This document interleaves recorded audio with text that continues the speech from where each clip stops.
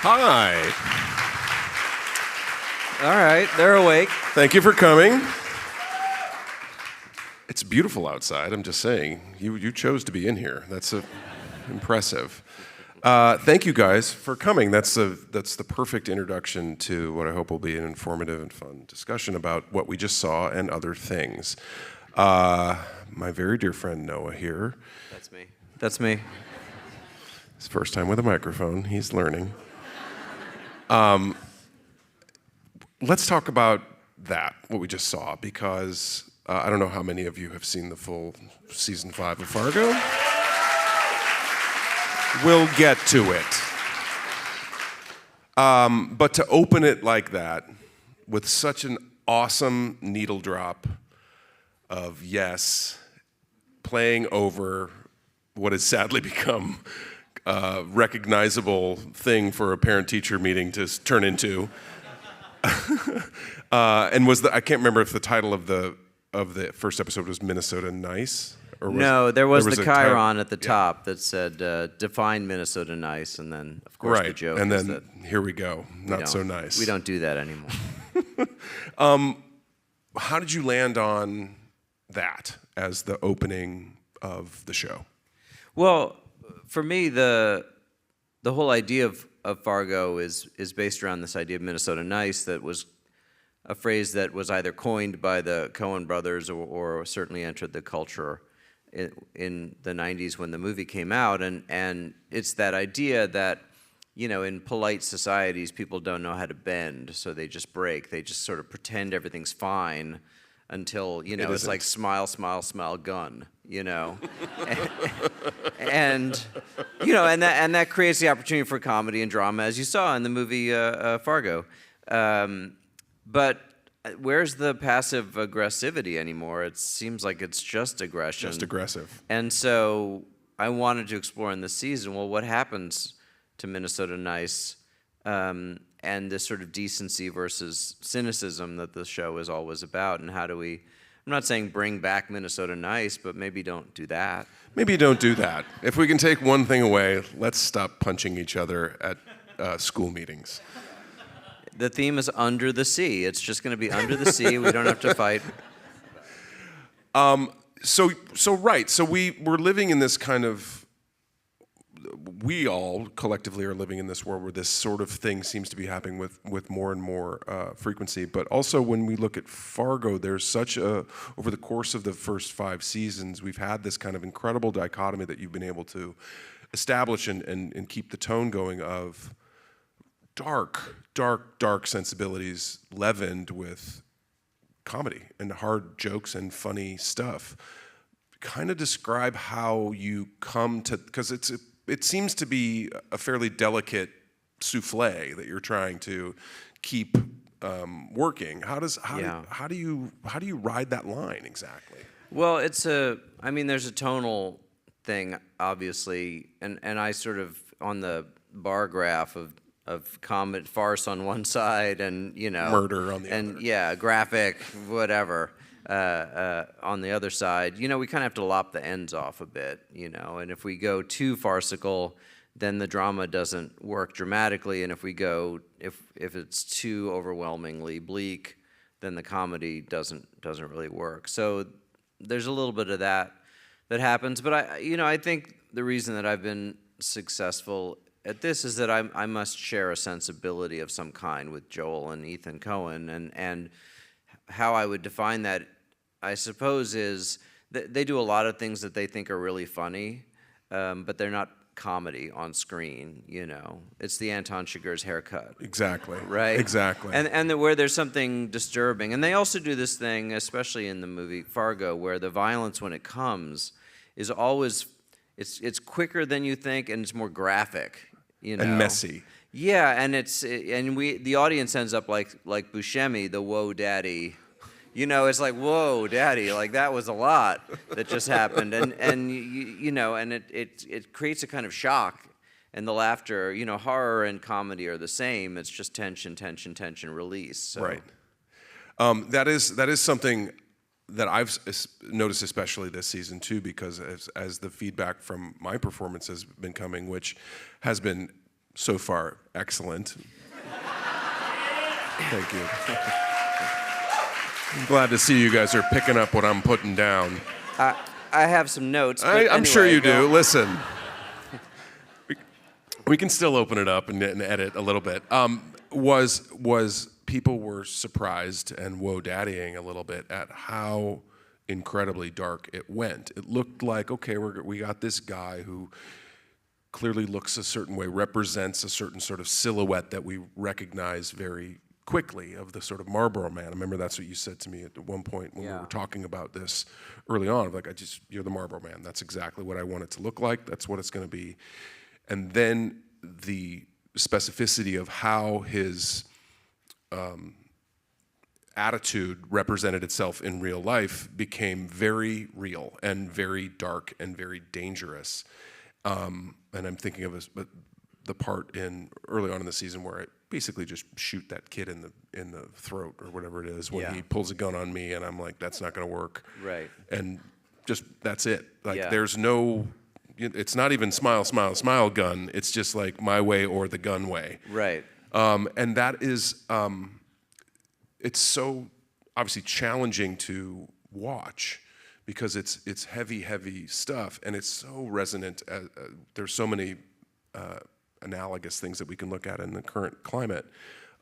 So how much of that do you think about when you're creating a season of, like, obviously you don't want this to be just an analogy for the current political climate. You want it to sort of resonate in a different way. How do you arrive at that? I guess it's a similar question about the comedy drama balance, but how do you arrive at what the angle on the whole season is going to be? Well, my goal is to tell stories to everybody, and I knew that I didn't want to mock this guy, right? The point was not to make him a caricature or a joke. Nipple rings, I mean. Thank you. But that's a sort of authentic Tiger King America Yes, it is. Detail.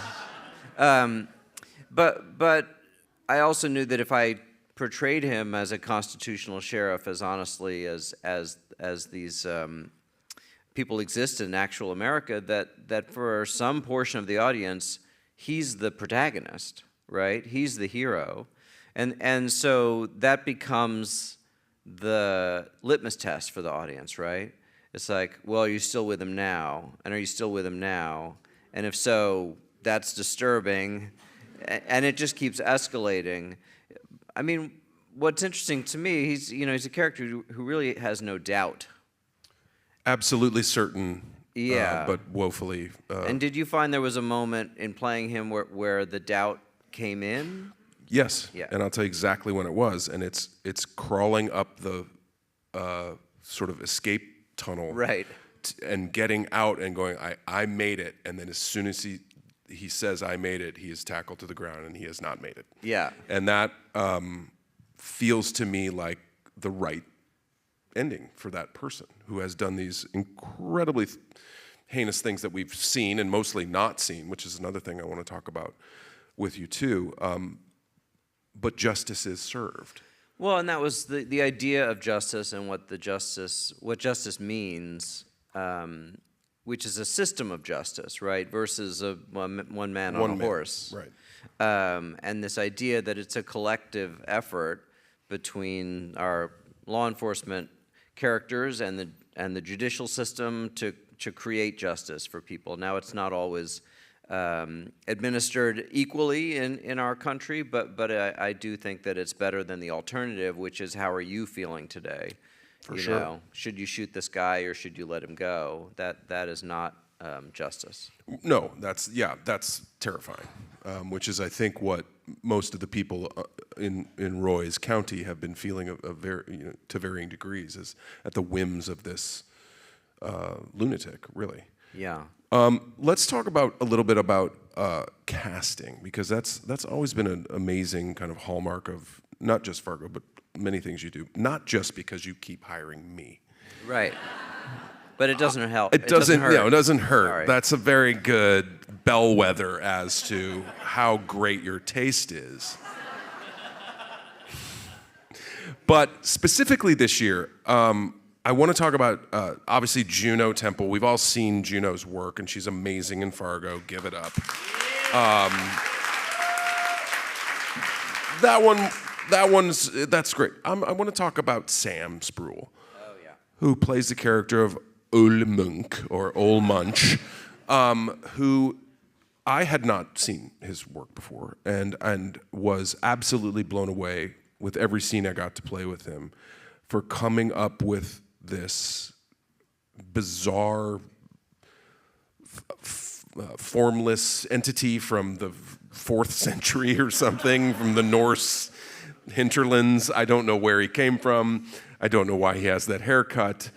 And I felt for him on the very cold days when he was clearly wearing nothing under that skirt. So, how do you go about populating this world? I mean, obviously we can go even deeper with Dave Foley and Jennifer Jason Leigh and so many amazing people in the thing. But how do you?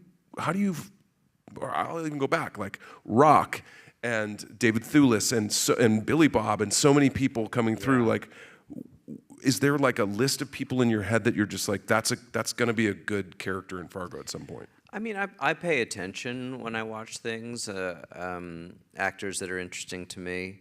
I'm a real ensemble storyteller, and so each of these characters is a universe unto themselves for me. Sam I had seen in one of the installments of Small Axe, the Steve McQueen thing, where he played a extremely racist British cop in the 60s. But he had this thing about him, which is like, he was being so mean, but he also kind of looked like he wanted to cry the whole time. You know what I mean? Wasn't happy about how mean he had to be. Yeah, and I felt like for that role, you really needed someone that ultimately was a kind of a lost sheep. You had to empathize with him a bit while he's still terrifying. But it was such a great process with Sam because it really was. He's a guy who's, 500 years old, and he... we decided early on that he doesn't own anything, right? If he's going to smoke a cigarette, he's going to find it on the ground. The reason that he's not wearing a ski mask is because he just found a burlap sack and cut a couple of eye holes in it, and Sam was such Which a is dedicated... truly terrifying to look at in a way darker way than a person in a ski mask is. Yeah, but it's it's really instinct on some level on my part. Obviously, people audition. I prefer to just have a sense of who I want and cast them. Sam, I think, sent in a tape. Jennifer, I really felt like, the words withering disdain were in my head for that character, and the Brits are great at that. You could choose any of the dames, right, yes. And you would have gotten withering disdain, but I wanted her to be American. There was, for some whatever reason, and Jennifer has that. I mean, you sat across from her while she called you a baby. That she can dress and she's you down. This tall. Yeah, it's really impressive. Yeah, it is. It is. But yeah, with Chris Rock, I had this idea, in my head about these two crime families who trade their youngest sons, and it was a 1950s Where did that story. come from? That idea of that. Did you read about that somewhere? Is that from real life, or is that purely sprung from? I don't know where it came headlines? from. Yeah, it just seemed like and it was a way to keep the peace, right? That right. You would have to take care of my kid, I have to take care of your kid, right? And somehow they'll learn about. Well, in that season, I would tell the directors, if you want to know who's moral in the show, look at their relationship to a child, because Schwartzman took in Chris's kid, put him in the attic, never talked to him. Chris took Schwartzman's kid in, put him at the table, treated him like his own kid. So you automatically had a sense of who was a better person or not. But when that idea came to me, it was Chris's face. It was the only time that the idea has come with an actor attached, because usually I have to create the characters and write it, and then I cast. It's part of. I remember seeing that season of the show. I was watching it in a hotel room in Detroit, Michigan during the election in 2020. came right on the heels of the governor of Michigan attempted to be kidnapped or something. There was this weird plot that happened. They talked about it, okay? They never... It was like... Allegedly. Allegedly tried to kidnap Gretchen Whitmer. But so many weird things were happening, and it was the COVID was happening and all this stuff, and I just remember watching your show and texting you furiously of like, this is so ambitious and cool and radically different, and I want to talk about the way you've been able to follow the through line from all 5 seasons so far, but to take such wild swings tonally and from a storytelling standpoint, from a world, you're not going back necessarily to the same parts of Minnesota or whatever. To how does the creative process lead you to the next kind of chapter of what this is going to be? Is it more of you come up with a theme or an idea or an actor or a place, and you go, I think that we're going to build out from here? Because you're now off the reservation, really, from the original film, although we'll talk about this as well. The Easter eggs that keep coming are, for sharp-eyed viewers, are spectacular when you catch them. And I'll tell you about one that you guys did not see, but we'll get to that in a minute. Yeah. Well, the answer is it kind of depends. The first year was a kind of one-to-one correlation. The car salesman was an insurance salesman, et cetera. And so it was really going into the second year where I thought, okay, well, Fargo can be this, but can it also be a 1970s crime epic about the death of the family business and the rise of corporate America, and with all, twice the number of characters, et cetera. I knew it could be, and I went through a long process with FX where even though they were committed to the anthology idea, they were nervous. The first year had done so well for them that I think there was some alarm bells going off that, like, how is this all going to work with all these different storylines and characters? We liked the first season. Do that again. Yeah. But what I had pitched to them early on was this idea of Fargo, and I said, why is the movie called Fargo? It's set in Minnesota, right? Except that Fargo... Brainerd was a terrible title. Yeah, well, and also, but the word Fargo is evocative of a place, what Joel and Ethan would call Siberia with family restaurants,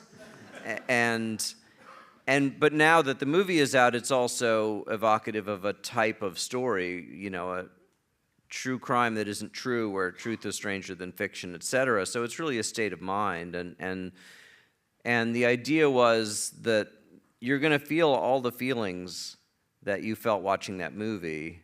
You're just going to feel them every year in different ways in different places. And there was a bit of a learning curve for my corporate partners, because they every year I hear, well, it just doesn't feel like last time. Yeah, it doesn't feel like and I was like, oh, I know, because why would we do that again? That's a feature, not a bug. Yeah.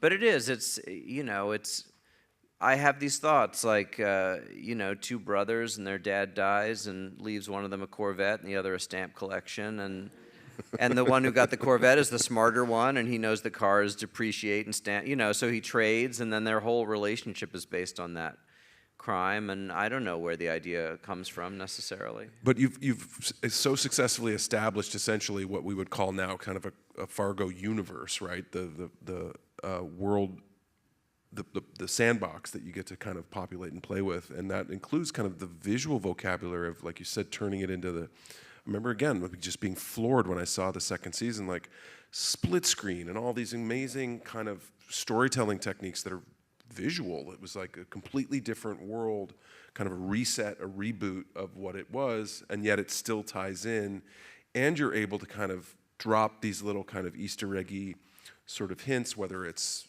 casting David Thewlis, who's a Coen Brothers alumnus, or Jennifer Jason, who's also one, and you see these kind of things that remind you go, oh, right, that reminds me of this movie, and it's not even necessarily a Fargo. It's just a kind of a general Coen Brothers vibe.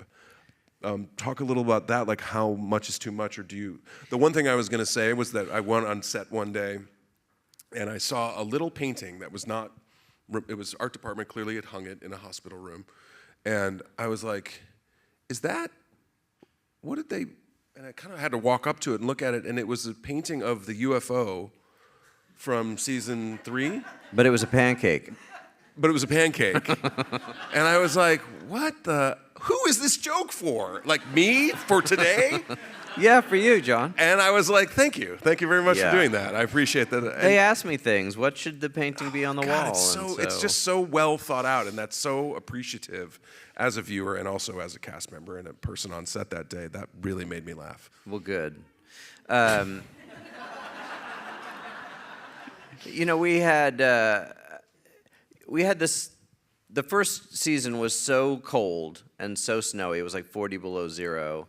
And then the second year when we showed up, it was there was no snow really, and we were always thinking about a different cinematic approach each year. But I really like the idea that if you looked at a still photo from any season, you would never confuse it for any of the others. It had to have a unique cinematic identity to it, and so that became part of the challenge each year was getting with Dana Gonzalez, my cinematographer, and really thinking about, well, what is this year? What is the look of it? And the split screens came out of, it was the height of Game of Thrones, right? And I thought, well, the way that Game of Thrones does it is you'll spend 10 minutes with Dinklage, then you'll never see him again for the whole hour, and then you'll spend 10 minutes with whatever. With Brienne of Tarth. You're right. Well done. And but what I like is the tension. We know all these pieces are on our collision course, so wouldn't it be interesting if we go from Jeffrey Donovan to Patrick Wilson, but we go through these other characters, or we're splitting the screen and seeing Patrick put his daughter to bed, but also see this guy loading his gun, right, or whatever it is, and yeah. And then the fourth year with Chris Rock, I was really looking at the Blue Note records. They have this very distinctive design where usually there's a photograph, but it's off to one side, and you have this big graphic in there. And so, what if we design these transitions to resemble that? Well, and I even thought this season when I watched a lot of it back, and I knew when we were shooting it, I'm like, this is an impossibly wide shot. Like, this is going to look amazing. Like, it's going to look like a John Ford movie. It's going to look like these kind of classic, which I'm sure was on purpose, like, because there's an ironic sort of sense of like we're looking at this classic hero shot of someone who is not a hero. Yeah. Well, we had this barn that we shot. We're shooting about an hour south of Calgary, and there was a barn that had been there for 100 and some odd years. Yeah. That had literally looked like this because the wind blows one direction, right, off the mountains, and the whole barn had just shifted like this over time. And you go, God, that's not going to fall down. They're like, it will eventually, I guess, but not today. I don't know if you remember, but your first couple of weeks, we sent you out on a horse with a camera crew and just got a lot of footage of you riding around the plains, et cetera, and with the sun going down, et cetera. And I finally said to Tom Bazooka, who was the director, I was like, we're going to start to think that he's right if we keep making this look so good, right? Like, enough with the beauty Western shots. Yeah, well, I mean, but I thought just the ironic kind of placement of that was super helpful from a storytelling standpoint. When you go, you can make a lot of ugly things look really pretty and look really tantalizing. Well, to the degree that the show is always an exploration of America and what it means to be an American, we want to look at the myths of America, and the cowboy is the most enduring myth America has ever produced, and this romanticized idea of the one man who is the law, it's a big part of what we're struggling with today in terms of what community means and how we should treat each other and who gets to decide. Well, and that was what was so honestly satisfying about how the show ends, which is welcoming this foreigner into your home and hearth and feeding them and treating them kindly, and that being kind of here endeth the lesson, Yeah, I mean, I was struggling like we all are of like, well, what's after this? You know, are we just going to Hatfield and McCoy this thing forever? Forever. And if not, then how do we get past it? And Pancakes. yeah, yeah, biscuits, pancakes, baked goods. You know they made a special Bisquick box, Fargo box, I did not know that. after the season. They did. Did it have my face on it? It, So no, I didn't know that.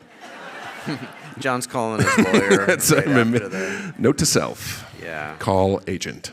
I expected a Kia to show up full of Bisquick, but that didn't happen. Kia full of Bisquick could be the Yeah. title of something. Yeah. Just briefly, I want to talk about your two novels, both of which I thought were fantastic as well. And if you haven't read them, please do. Before the Fall, After the Fall, Before the Fall. Before. Before the Fall. After the Fall is It's a Arthur Miller Arthur play, Miller I think, play. yeah. okay. He's good too. Also good. Also good. Read before first, then read after. That's what I would do. And in the middle, try reading The Fall or watching The Fall. And Anthem, which I recently read. I think Noah and I text a lot or email a lot, but usually when I read something of his, I feed it back because my experience with writers is if you tell them that you're reading something of theirs and you don't respond, Yeah. they assume that you hated it. Yeah. Which I didn't, but both of those are kind of representations of, I think, the time that you wrote them. Before the Fall, dealing kind of with the 24-hour news cycle and how that nonsense tends to be amplified, and Anthem dealing with kind of what it's starting to look like in a pre-Second Civil War America. Yeah. First of all, how do you find the time to write novels? Second of all, how is the creative process different for that sort of expression than Fargo or any of the other TV and movie stuff? I mean, obviously, it's more of a solo pursuit, and I like that. I like that I have both. That I can sit and write for weeks or months at a time, and then go be on a set with hundreds of people. And Is that how you do? Do you like set? Okay, I'm going to write from today from 9 to 5 or 10 to 3 or however I try it to works? protect the writing days, and you know, with these last, I guess the last three books that I wrote, I've had the idea for it, and I've had a stretch of time, you know, 2 or 3 months, and I've tried to write as far as I can into it. So that when I have to put it aside to go make something and come back to read it, the voice is there, the characters are there, and I can just read it, reread it, and go, oh, right, this is what I was thinking, this is where I was going. And so with Before the Fall, I had written 120 pages, and when the first Fargo was such a success, my literary agent quite smartly sent out the partial manuscript. We had a book auction one week and a film auction the next week, and then I had to finish the book while I was making season 2 of Fargo. And so that was the year with no Christmas for Daddy. A deferred Christmas, we'll say. A deferred Christmas. But yeah, I mean, I think part of my success is I'm a fast writer, I'm a strong first draft writer, and I trust my instincts. You know, I don't have a lot of creative doubt. So How do you think you arrived at that place? Like, what was the moment? Because I feel very similarly in my confidence as an actor at this point in my career that even if it sucks, eventually I'm going to get it to where it's good. right. Eventually. Everyone gets take 2, guys. But, you know, I don't bump into the furniture, and I usually know my lines. So that's kind of where I am, and I'm comfortable with failing, honestly. But so when do you think, or how do you think you got to the place where you've found this creative confidence? Well, it's a lot of trial and error. I mean, I would say there were 3 novels that went into a drawer before there was a book that was sold. And rather than continue to polish that apple, you know, I was like, all right, I did that to the best of my ability, and now I have another idea, and I'm going to work on that. And so, you know, I didn't get an MFA. I never went to film school. I didn't learn how to do any of this stuff. So it's been learning by doing. And when you do that, you have to accept the fact that it's going to take you some time to really master it. So. And really trust in the people that you get to work with. You mentioned Dana Gonzalez, how great he is, and yeah, it's a lot easier when you surround yourself with really brilliant. It's a smart lesson to learn too. But I'll say that my favorite moments walking on set are when I think this could go horribly, right? Like, because we're really taking a risk, and everyone's nervous. Yeah. Right? Is this going to work? But I tend to describe my creative process as yes and. It's a good place to start from, for sure. And so from the writing standpoint, when we break story, I hear something that I like. That's the show. We're doing that. Now, what goes with that, right? And I know that there's some folks like Vince Gilligan will famously, they'll get a great idea for Breaking Bad, they'll put it on the board and they'll go, all right, let's see if we can top it. And they'll spend 2 weeks trying to top it and end up back where they started. That's a huge waste of time in my mind. You know what I mean? Yeah, a different approach, sure. Yeah, but for me, and because I'm doing the multiple things and To that end, for your novels, are you trying to? Is the desire there to make those into features or other lives for those? Because they're incredibly. From when I read them, they're incredibly cinematic, for sure. Yeah, I have. Before the Fall has sort of been this just long process at Sony, but I'm working on another draft of it now. They seem like they want to make it, and so I'm excited about that. On some level, what's interesting is I've told those stories already, right? And so as long as I keep having new ideas, I tend to get excited about the new ones. But I do want to explore those more. Excellent. To that end, do you want to talk a little about what you've currently been working on, Alien? Oh, wait, what? What have I been doing? Am I allowed to say this? That sounds crazy. Who would do that? Well, what I will say is the fact that I got on a plane in Calgary making Fargo and got off a plane in Bangkok making Alien seemed like, who gets to do that? It's cool to get to do that. Yeah, for sure.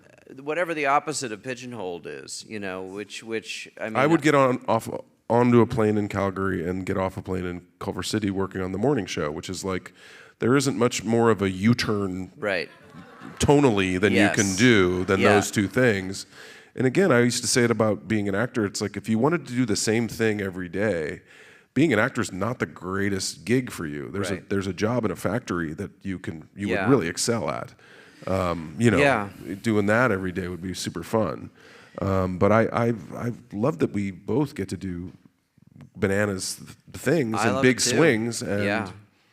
It's if I say that if I have a skill at reinventing these classic movies, which is not necessarily what I thought that my career was going to be, but if I have a skill, it's an understanding what the original made me feel and why, and then to try to make you feel those same things by telling you a different story, right? So it's a little bit, it's like the idea of a cover song, right? I used to say this about making covers. It's like you don't want to do exactly what the Beatles did. Right. They did it pretty well. People yeah. liked it.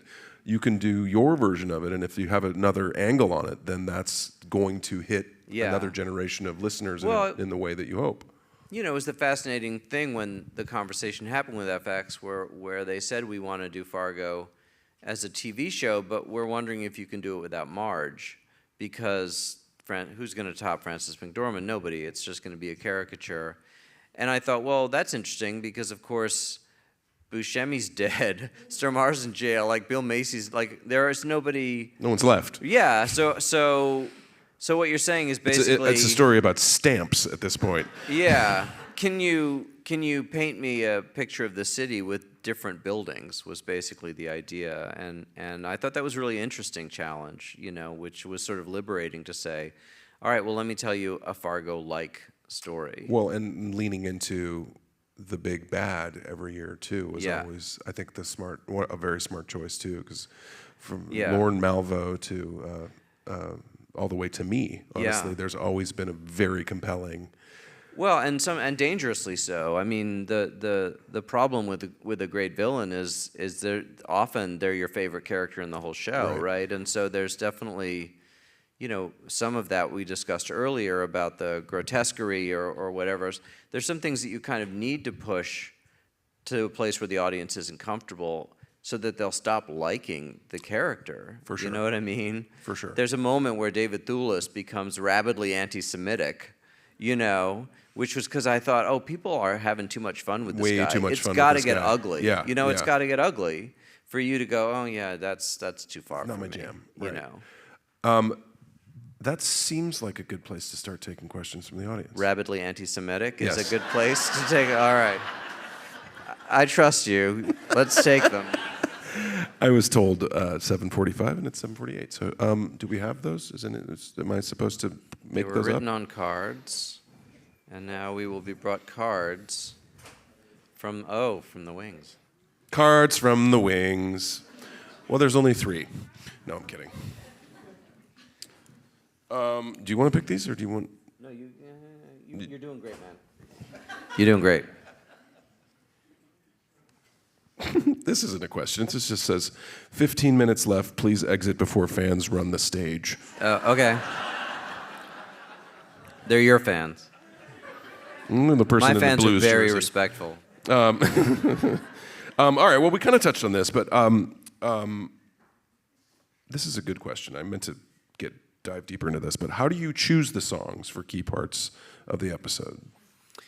Well, it always starts during the sort of thinking about the story process, just beginning to identify what the season sounds like, or the movie sounds like. I started as a musician, and rhythm is important. Rhythm is important in comedy. It's important cinematically. And then, what's the time period? What's thematically the show about? When I decided that I was going to do this puppet show episode, you go in and you go, Master of Puppets, Metallica, probably not going to use that, Right. Themed to the Muppet Show, maybe a little disconcerting. Right. It's time we get things started. But I collect those songs in a larger playlist over time, and they include everything classical, period, songs. Because of course, with Fargo, the story might take place in 2019, but in the Midwest, you grew up. It's always still kind of 1985, Yep, and still kind of sure. 1952, and KSHE 95, Yeah. Real Rock Radio is Yeah. still playing so KSHE classics. yeah, and you never want to be too on the nose with a song, and you also don't want to use a song that you just think is a good song. There's no point to just putting a song in But there. it's something that you and the Coens, I think, have in common, of that sensibility. And I don't remember their music supervisor's name. Is it Carter Burwell? Is that He's the composer, yeah. right? But there's something in using an off version of Yeah. a song that is sort of makes you think one way, and then you're like, why are the Gypsy Kings singing Hotel California Right. all of a sudden? Well, in the second season, it was fun because I had a lot of covers done of songs from Coen Brothers movies, and Jeff Tweedy did the Jose Feliciano song from Fargo, which I thought was pretty inspired. It makes me laugh so good. Oh, okay. This is a pretty good question too. Thanks, Elijah. What skill/technique you wished you practiced earlier when becoming a screenwriter/director? Oh, let's see. Well, it's all. It's always about economy in screenwriting. How can you have a very finite amount of time, especially in a feature, to tell a whole story. So people talk about getting into a scene as late as possible and leaving as early as possible, but for me, really, it's about, can I do it with an image? Can I tell you the story with the camera? Yeah. And it saves a lot of time, but I think it's also more artful. And I love dialogue, but That was what always struck me. There's these things called camera tests that we have to do to sort of show the proof of concept of the season. and then you have to show all the bigwigs back at the network, these sort of things. And it's usually the actor standing in a thing with light coming from this way and different lenses, and they're very boring and they don't really do anything. Noah stages these elaborate sort of, what would you even call them? Like I'm the only guy, dioramas of things where we're like, oh my God, like I'd watch this thing in a heartbeat. Just this silent movie that's happening right here. I have like techno cranes on my hair and makeup test day because we do these scenes, and my philosophy is anytime I'm asking the network in this case to interact with the story, it should feel like the story.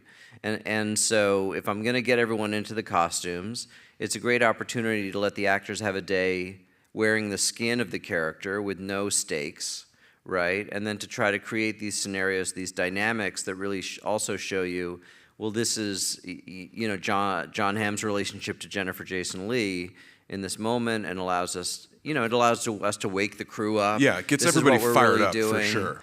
And then I cut it together with music, and it's always this. It's exciting to see it because you feel like we haven't even started, but I see the show. That's what it feels like as a cast member too. I think almost everybody that the one we did on Lucy in the Sky. You remember I had this an astronaut costume. Some guy in an astronaut costume. I just put him in the background. I was like, what do we do? I've never worked like this. I'm so excited already, and we haven't even shot a frame of film. I think this is a good question too, but because I'm wondering. I really want to know the answer to this. If you could choose one character to have dinner with from any season of Fargo, who would it be and why? Well, not you, man. Like that.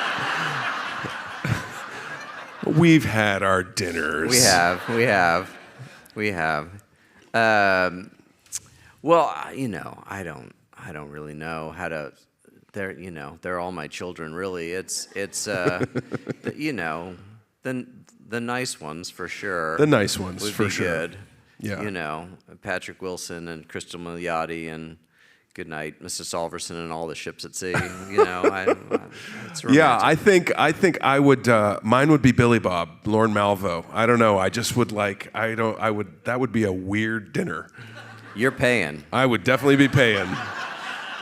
And I might not get out of it alive. You might not. No. This guy wrote big fan, so this is another dinner question. We can't do another dinner question. Oh yeah, but give me a breakfast question. Well, then it would have to be Juno's character. Yeah. Here's a question that I really don't understand. Is that Munch in the third row, far right? Is Sam here? Are you talking about in the clip that we saw? Was that you wrote that question? Yeah, I have the coat that he wore in the Oh, you came in costume. Nice. I love it. That I think doesn't we worry found our me dinner at all. partner. If you put the sack on, I'm leaving. Yeah, please tell me you don't have an axe, because that would be... I think we've done our due diligence, guys. I want to say thank you to the entire crowd. Yes, thank you. For everyone for coming. Thank you to Noah for not only creating this amazing thing, but for having me. This is the third thing I've worked on, if you count my voiceovers for Legion. I count them. I count them as well. This was fascinating and insightful. I want to leave on a clip. I don't know what else. What clip should we leave on? Dealer's choice. Whatever they queue up is what we. All right, we're gonna let you guys watch a clip, and we're gonna say goodnight. But thank you guys so much for coming. Thank you. If you are members of the Television Academy, vote for us. And thanks for being here. Clip it.